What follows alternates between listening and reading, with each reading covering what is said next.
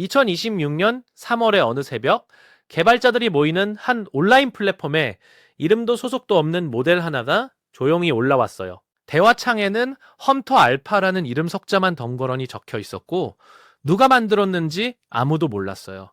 그런데 이 이름모를 인공지능이 내뱉는 답변의 수준이 예사롭지 않았어요. 복잡한 코드를 뚝딱 짜내고 긴 문서를 단번에 요약하고 사람보다 빠르게 판단을 내렸어요. 더 놀라운 건 이 모든 게 완전히 무료였다는 거예요. 개발자 커뮤니티가 발칵 뒤집어졌어요. 시작하기에 앞서 구독과 좋아요 눌러주시면 영상 제작에 큰 힘이 됩니다. 파라미터가 1쪽에 맥락창이 100만 토큰이라는 숫자가 공개되자 전 세계 인공지능 연구자들이 화면 앞에서 멈춰섰어요. 1쪽에라는 파라미터 수는 지금껏 무료로 공개된 어떤 모델보다도 거대한 규모였어요.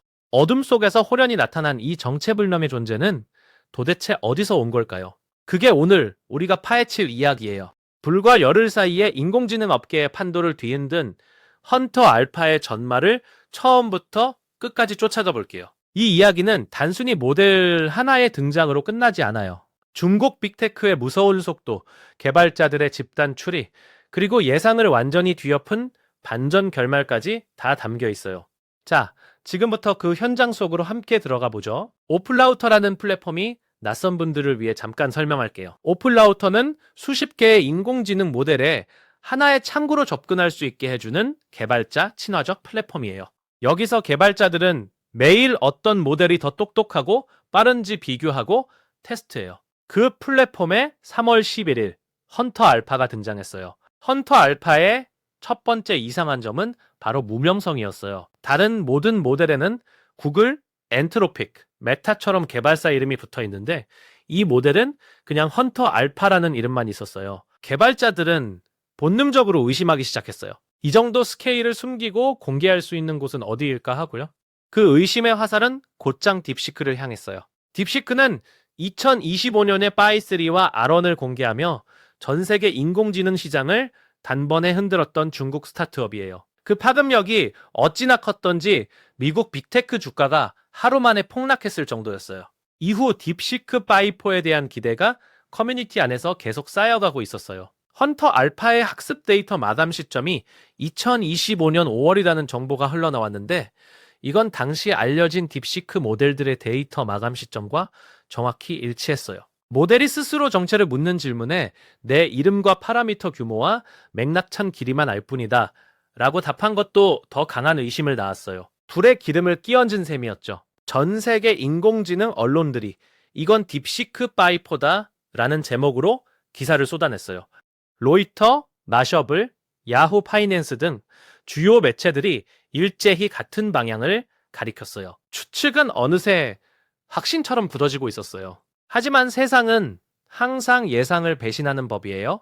3월 18일 로이터의 보도가 나오던 그날 밤 그 반전이 터졌어요. 헌터 알파의 진짜 정체는 딥시크가 아니었어요. 중국의 스마트폰 제조사이자 전기차 기업인 샤오미였어요. 샤오미의 인공지능 연구팀 민모가 공식 발표를 했어요.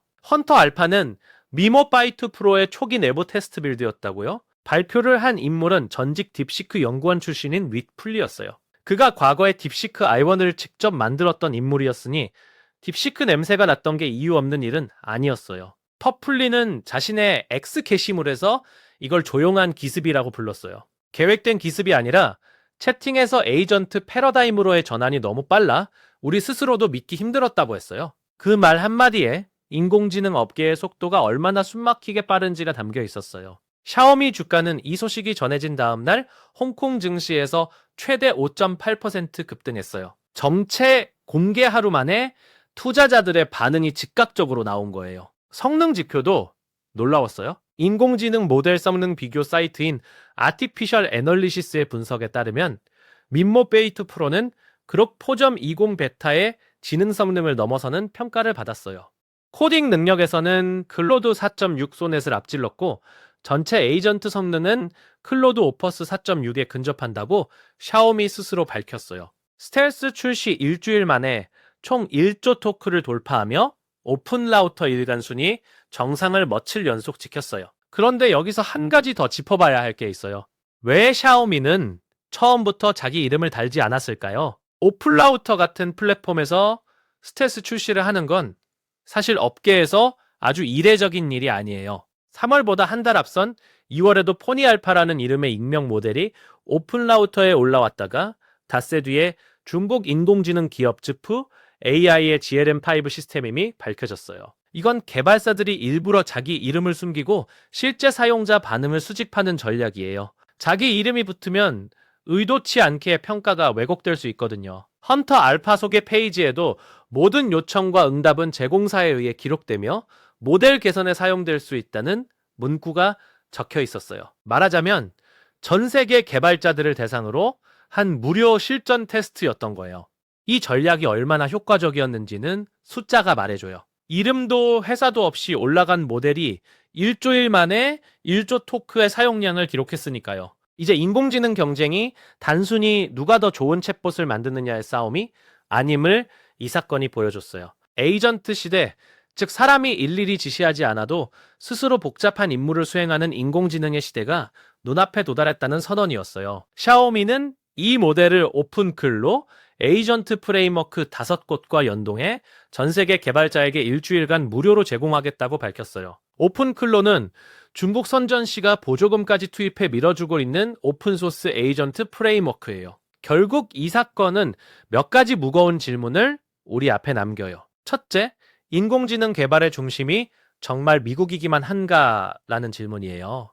딥시크가 쏘아올린 충격에 이어 이번엔 스마트폰 회사로 알려진 샤오미가 클로드 수준의 모델을 무료로 풀어버렸어요. 둘째, 앞으로의 경쟁은 모델의 성능만이 아니라 얼마나 빠르게 에이전트로 전환하느냐에 달려 있어요. 세상이 챗봇에서 에이전트로 넘어가는 속도가 우리 예상보다 훨씬 빨라요.